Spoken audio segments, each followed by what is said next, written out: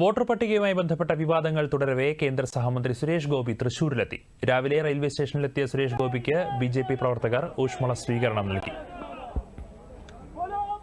ഇന്നലെ നടന്ന BJP CPIM സംഘർഷത്തിൽ പരിക്കേറ്റ് ആശുപത്രിയിൽ കഴിയുന്ന ബിജെപി പ്രവർത്തകരെ അദ്ദേഹം സന്ദർശിച്ചു.